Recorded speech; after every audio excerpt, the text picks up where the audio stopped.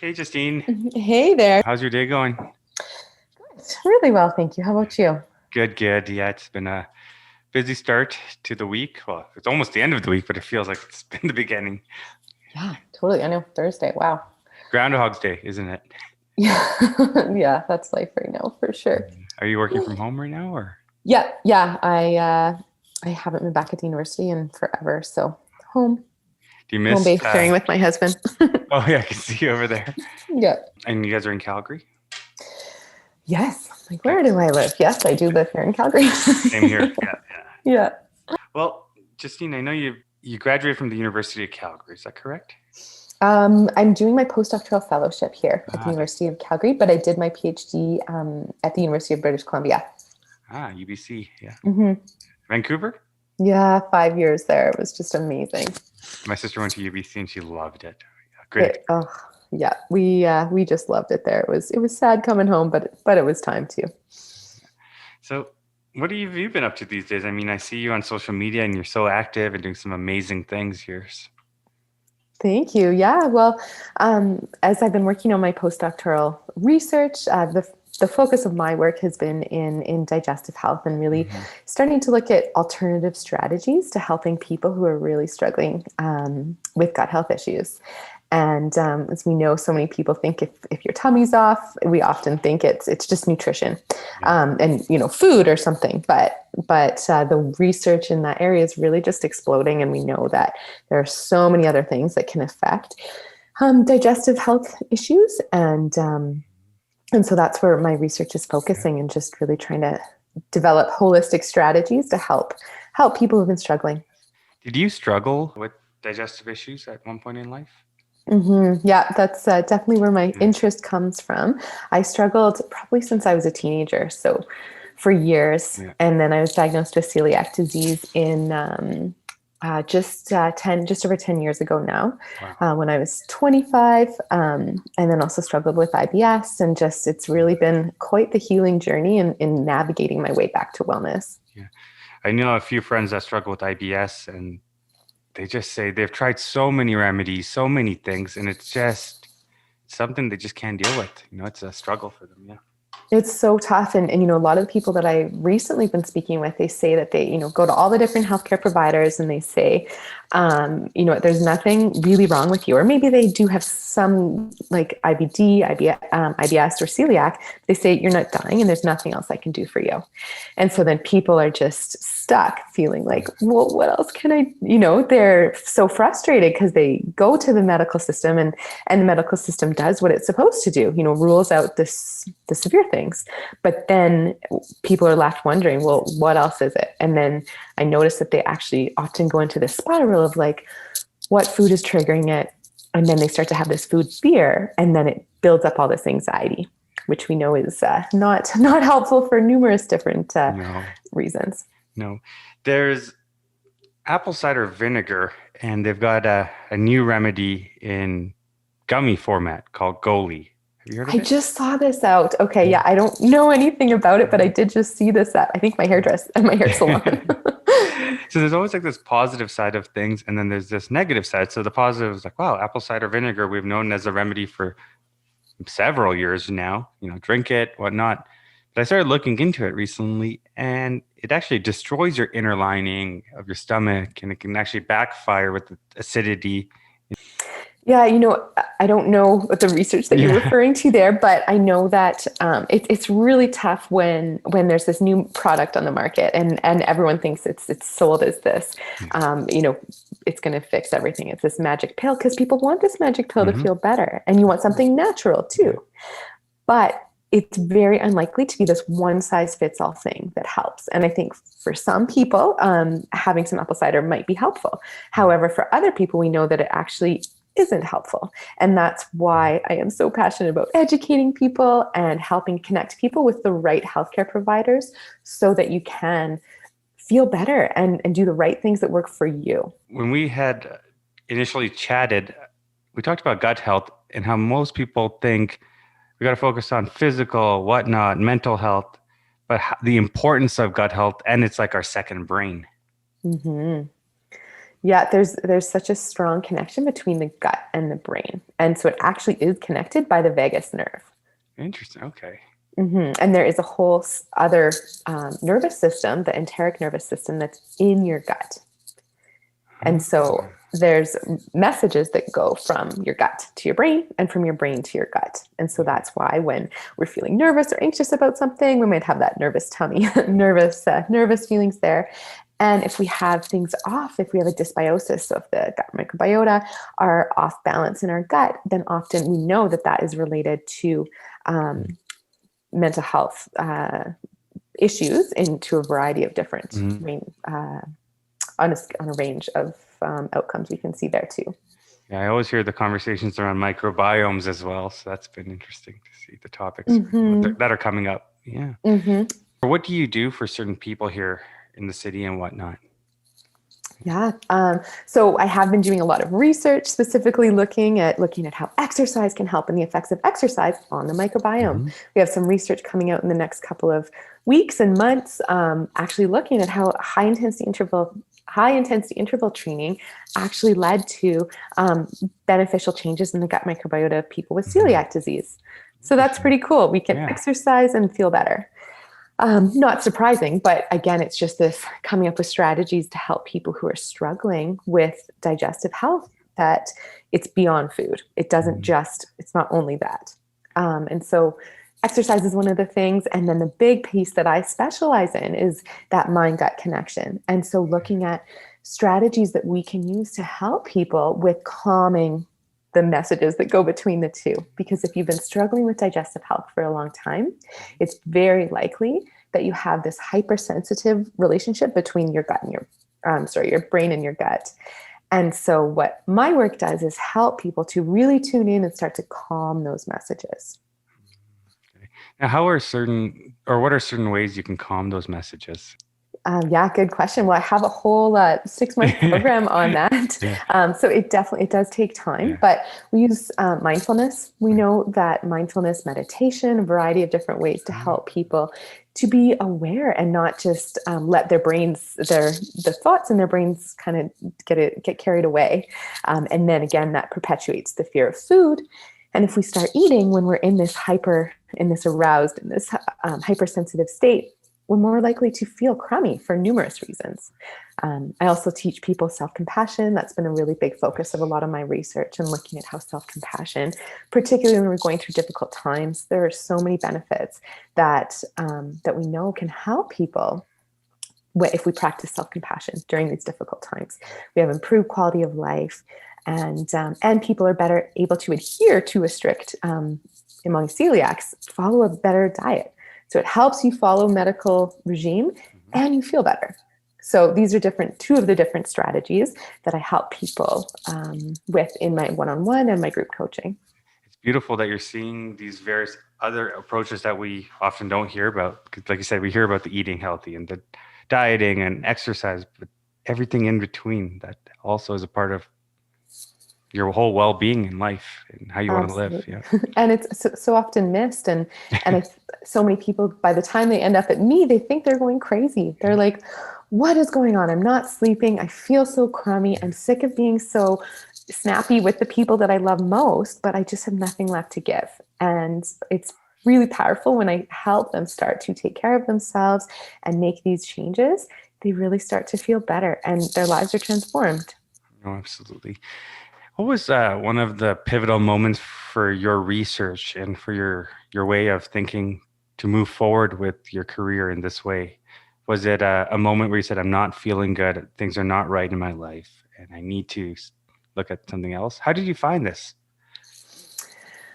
Probably a couple of big things. One of them was I did a 10-day silent retreat right before I started my PhD. And I just actually wrote about this, but it was incredibly powerful because it helped me really learn to tune in to my brain and what was going on. And I started to learn just how it would fluctuate between these cravings and aversions.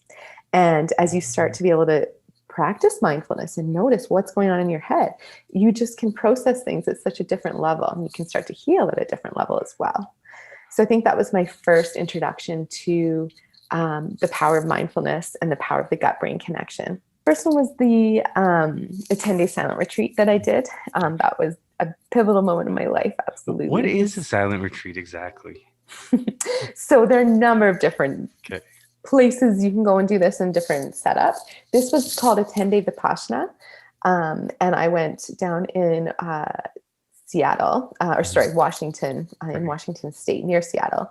And it was 10 days where you don't talk. And it's not just not talking. There's no phones, no computers, no writing, nothing. It's like literally silent. And the way that it was described to me is that you start when you first look at a lake, and so say it's like there's lots of ripples, you can't see to the bottom. But when you take away the noise, then and you take away the movement, and then you let the water settle, then you can look down and you can see the bottom.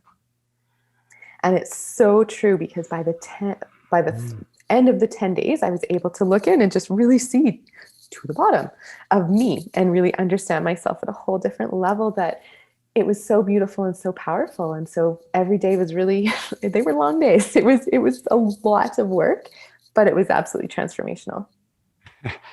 Was there times where you're just like go in the restroom or something and just like be like, "Hello, I just seen," like you just need to talk. It's such a weird thing to not It was talk. so weird. And I would have dreams that I was like caught using my cell phone and getting in trouble. And I'm like, I'm not. But it was a weird feeling. How would people interact if you couldn't write or talk?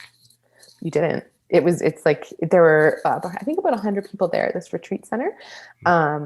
But you had your meditation spot, and you would eat, but you just looked down. I had a girlfriend there with me. And so we'd sometimes kind of like smile at each other and be like, oh my gosh, what are we doing? And then, but it was awesome too. So empowering for both of us. It was at a big transition in my life, and it was just incredible. It's crazy how like 10 days out of our whole life and can just change everything. Like that pivotal moments or add to a pivotal moment. Yeah. When you take the time, I think it's just taking the time to listen, and your body just tells you what it needs. And I really leaned on the skills I learned in that in numerous times, because I had just been diagnosed with celiac disease a couple months before that. And then I struggled with IBS and infertility, and all of the different lessons that I learned in that retreat helped me on my health journey going forward. Has it been tough with only eating gluten-free products and whatnot?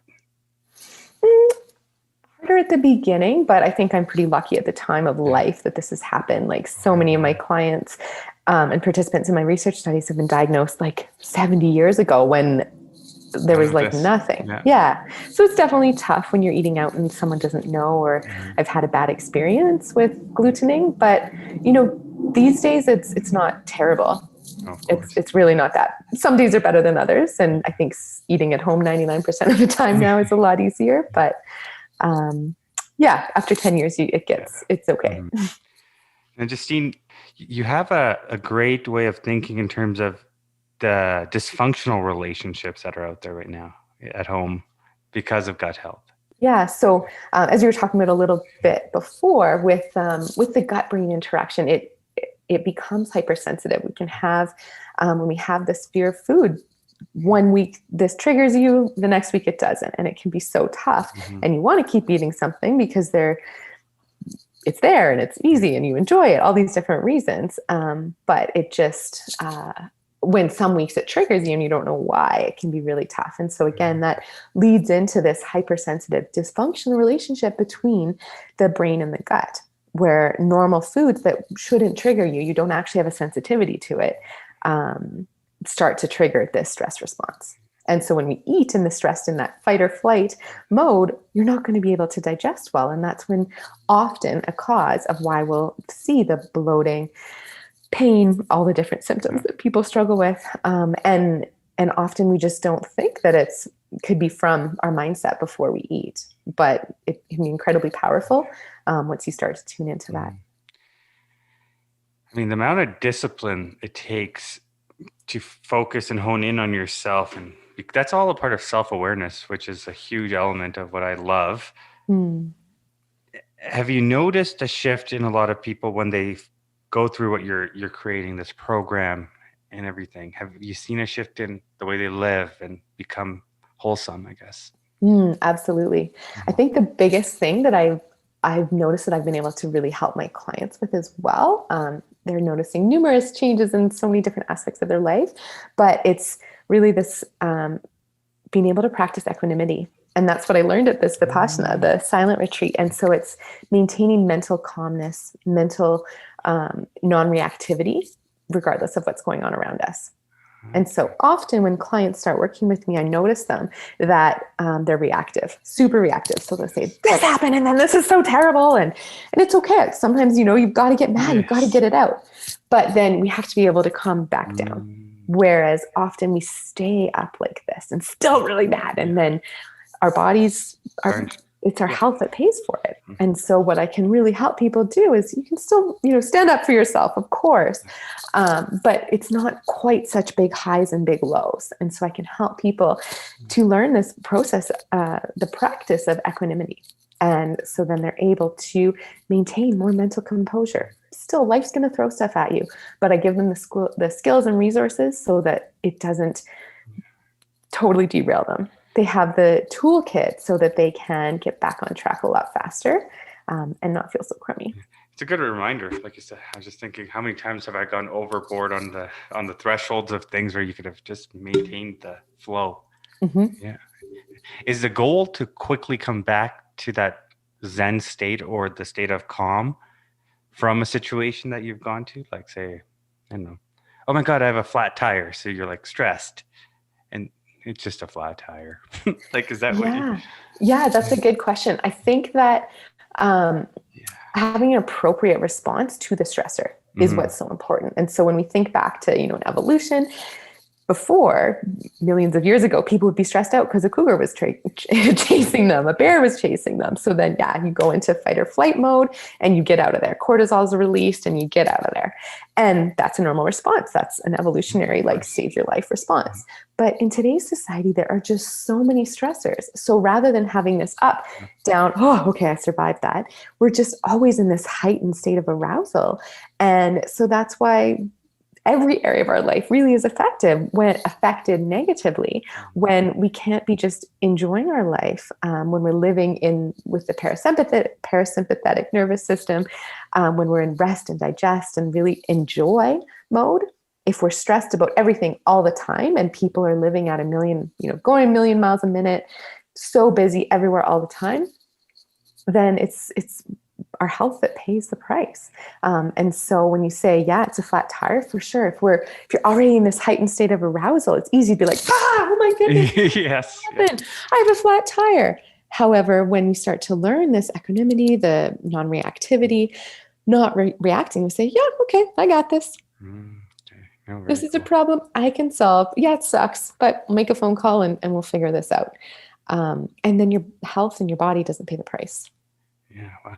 Now, is your course online, or how does that work with your consultations? Yeah, so I have a few different options. I've got one-on-one health coaching, and then I have a couple of different group programs that they're all online right now. That's how the world is. So my one-on-one coaching is online, and my group programs are online as well. And the group programs are great because we really build on that accountability, and people love it because you're connecting with other people who are going through very similar. Yeah. And we actually just had a session this morning and people were just thinking, wow, this is incredible. I'm not alone. Because when you've been struggling for a really long time, it's so easy to feel so alone. And it's really, really tough. And that just perpetuates the stress cycle, right? And what better time than now? I mean, with everything that's been going on in the world, I think people are honing in on themselves or realizing, oh my God, in this stressful time, how can I maintain a level head? And gut, I guess. Absolutely. It's there's so many external stressors right now, and different things thrown at us that people have never even thought you'd have to go through and cope with, and decisions that you have to make. Like, do I feel comfortable spending time around this person? Is it okay to spend time around this person? Like, how do I plan my son's 4th birthday? What's the safe way to do that? Like, everything's more stressful than it should be right now. And having the skills to not have this overreaction is, I think, really important. Tell me about this. Health, in terms of exercise, how important is it to the gut what's the value towards the human being because of the exercise? Yeah. Yeah, well, we know big picture for humans that when we engage in regular, if it's Mm-hmm. exercise or physical activity, just movement, that in general, people feel better. We know that people have better physical health, mental health, emotional health, and often social health too, because we can interact with people when we're active. Bit different these days, obviously, but we know there are numerous benefits, and we also know that people aren't necessary, or majority of the population is not attaining them. And so in one of the latest studies that we're publishing, I ran a 12-week exercise program specifically for people with celiac disease. And the reason that I designed this program is because we know of all the benefits of regular exercise, improved quality of life. And then when I was designing this and before we ran it, the research was just starting to look at how exercise might help people with digestive problems. And so in this study, it was a 12-week program. We taught them holistic lifestyle strategies, so this self-compassion piece, helping with a variety of different strategies like healthy eating, in addition to the exercise. And we found that after this 12-week program, we saw beneficial changes in their gut microbiomes. It's too early to tell because there's just so many different bacteria in the gut. We don't know exactly what it means, but it's promising to see that there were changes there. And so we know that people with digestive health issues often have a dysbiosis or an imbalance in the bacteria in their gut. And so if exercise can help, this is a great thing that is accessible for everyone to do to help them feel better. Yeah. Now you talked about self-compassion. What did you mean by that exactly? So self-compassion is a topic that it comes from the Buddhist practices and the Buddhist teachings. And it's recently become, over the last sort of 15, 20 years, Dr. Kristen Neff has started a lot of research in that area. And I first came across it when I was finishing up my PhD. I was really struggling with stress around that, digestive health, kind of numerous things. And I came across her work, and it was just fascinating to me that it wasn't selfish to start to be kind to myself when I was going through difficult times. And a lot of her work encourages you to reflect on how do you treat yourself when you're going through something different. Compare that to how do you treat a friend or a loved one when they're going through something different or difficult. And it's very interesting because the majority of the people that I talk with, and the research supports this, that most of us are much kinder to other people than they are to themselves. So true. And we are. and the problem with this is that it actually makes it more difficult to deal with life stressors, because if we have a stressful thing in our life, so a flat tire, as your example, then it can be. And then, so we have that, we're stressed out. And then if we're hard on ourselves saying, oh, why did I drive there? Why didn't I fix this? Why did I do that? If we berate ourselves over that, that just makes the flat tire situation even harder. Whereas if we practice self-compassion, and so that involves 3 different key parts. So the first one is self-kindness, saying, oh, that's crummy. This really sucks. Sorry you're going through this. It does suck to get a flat tire wherever you are, whatever's happening, never happens at a good time. And rather than saying you're dumb and stupid, just saying, this is crummy. I'm sorry you're going through this. Yeah. And then practicing, the second part is common humanity. So reminding yourself that you are not the only person in the world who has had a flat tire before. And there will be many people who have flat tires in the future. So again, connecting with that common humanity can be really powerful for just helping you not have that massive reaction. And then the third part is practicing mindfulness. So just bringing your attention, because it can be so easy if we have a flat tire to say, oh my goodness, the rest of my day is ruined. What's going to happen? This is terrible. This is terrible. And when we let our brains go away with that and really start to ruminate on that and just focus on all the negatives or the what ifs, we're not in the present moment. And that doesn't help you cope with it. And it also makes the stress worse. And so when we practice mindfulness, we can take a deep breath to reset and say, okay, I'm here right now. I have a flat tire and it's crummy. How can I cope with it? Very well. Wow. I read a quote one time. It went along the lines of, be careful what you say to yourself, because your body doesn't know the difference. It's almost like a memory. So if you say like, I suck, or I'm an idiot, or, oh, damn it, I messed up, I'm an idiot. You're telling yourself that, and your body you start actually disintegrating your body in a weird way. Yeah, absolutely. Yeah. Wow. Yeah, Be it's nice to incredible. yourself. Yeah. Totally. That self-talk is incredibly powerful. And simply by encouraging people to become aware of that can be really powerful. Hmm. It's interesting to see how hard humans are on themselves. Yeah. We can Yeah. just let it go. One life, just be light. Yeah. Hmm. Who Hmm. knows what tomorrow holds? So enjoy it. Enjoy the ride. Enjoy the Totally. journey. Yeah. Yeah. Hmm. And that doesn't mean to say that we go around, when you practice self-compassion, you don't go around thinking everything's wonderful all the time. When you practice self-compassion, you give yourself a safe space to cope with whatever emotions are coming up. And it'd be great if things were light and wonderful all the time, but also if you're in the thick of this COVID Hmm. and Hmm. just sick of it and so frustrated, we don't just have to think it's light and airy. We're like, no, this sucks. It's been a long time and I'm just over it. And and to just sit with that, but also to give yourself the permission to sit with that Hmm. and not get mad at yourself for it, or even it's okay to be frustrated, but it's just giving yourself the space to feel what you feel. What were some of the moments of peace and beauty that you found come out of COVID, as difficult as it was for so many of us? Um, Because we always COVID, celebrate the negative things. It's always nice to say, yeah. what was happy about it? Like, did you Oh yeah. hang out with Oh, the kid I've more or? Yeah, I think I've been incredibly lucky. I have an incredible marriage, and I've just been able to spend a lot more time, Oh, or a ton of time with him. I have amazing boys that are 2 and 4, and so we get to hang out at home. They're amazing, yeah. and we've just had so much time Hmm. together without the busyness of the world, without the busyness of unnecessary everything going on that we miss things for sure, the social life that once was, but there have been so many beautiful things of just slowing down and at least for us, encouraging us to mindfully add things back in as things start to open up. How important is it to hone in on? Can you be mindful all day, every day? Is it a challenge? Is it possible, or is that the um, goal? ah, it's a good question. I think, probably the Buddhist monks who Yeah. practice and are in silence, or who are practicing all the time, then that would probably be Yeah. where they're at. And I think that that probably is an unrealistic goal. But when I'm working with my clients, what I encourage them to do is to even just start their day with their intention. What is your intention today?